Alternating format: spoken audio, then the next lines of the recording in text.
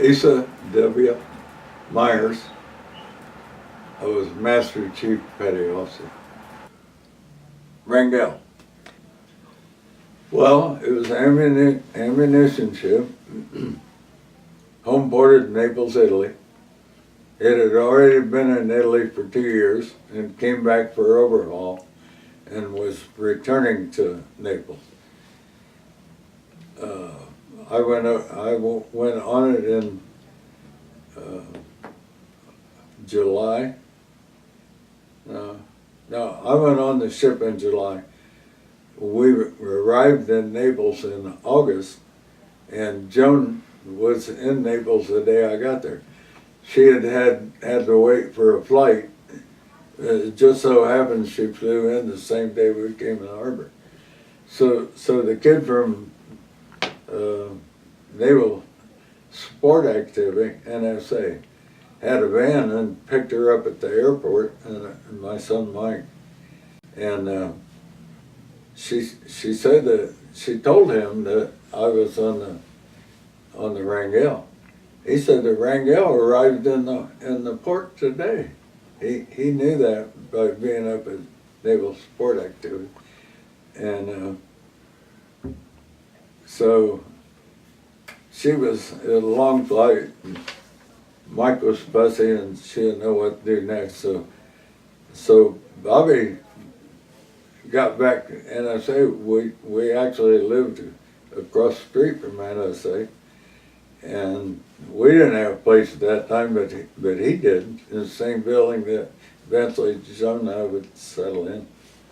And he took her home, meet his wife, and she had to get, and they become best friends while we lived in Naples. Joan could go to her kitchen window and open the window and look out, and the Scala B was right beside Scala A. One floor up was her window, and he was a gunner's mate. He became a good friend of mine. We played cards with him and stuff.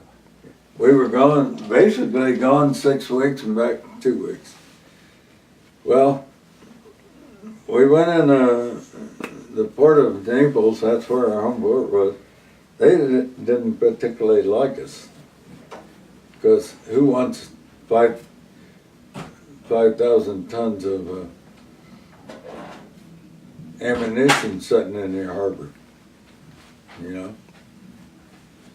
And so the captain, second captain I had on, he didn't want to put up with that. So he moved the ship up to Pozzuoli, which is up the coast about 15 miles. And I commuted to Pozzuoli. There was all kind of transportation. I could go down and I could hitchhike down the mountain. We lived up on the top.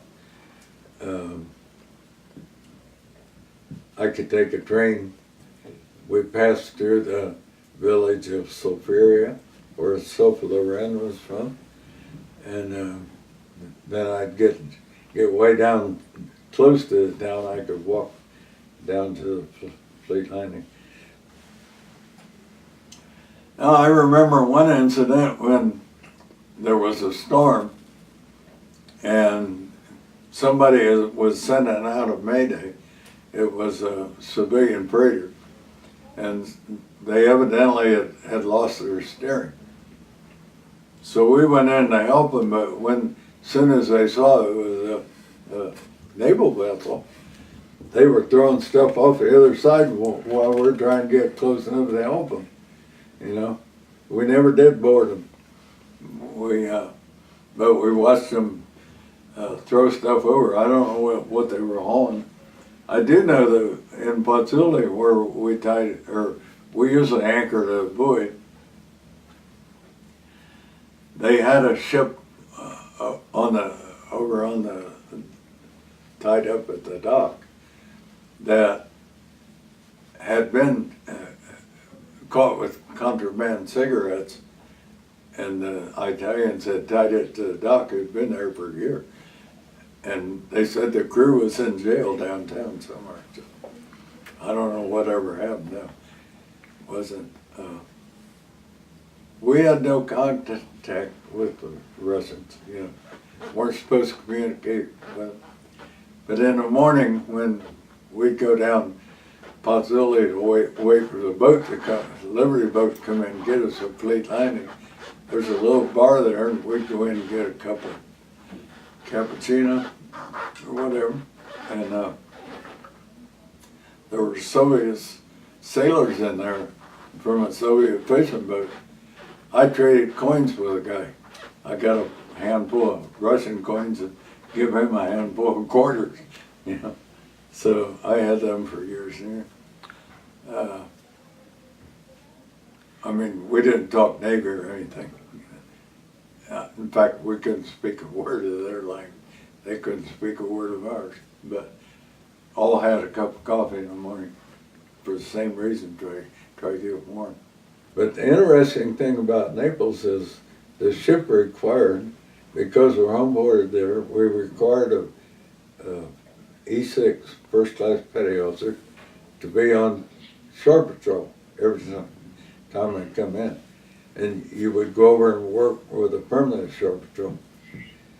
Well, there's only about 5 first class on there, and nobody wanted. They paid you like $1.25 for meals, you know, and it wasn't worth it. But since I had a house there, I volunteered for it. So after the first couple of times, then I always have shore patrol when they come in. Well, after a while, I become a beat captain, and so I would sometimes get the area where we live, top of the mountain.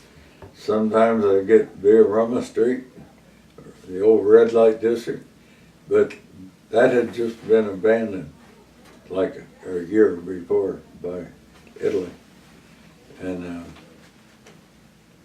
I really enjoyed that shore patrol, working with the police and stuff. And we were probably in the year and a half, 2 years that we were there, about 90 days in port. And all my 90 days were shore patrol. So I hit for shore patrol again.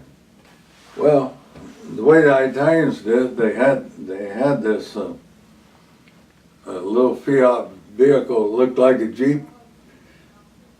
Only it was a little smaller, you know, but had 4 passengers. And we would be a policeman and a cabinary in the front seat, 2 shore patrol in the back seat, and then then they had a cage in the back, access from the outside. You put 2 prisoners in it pretty easy.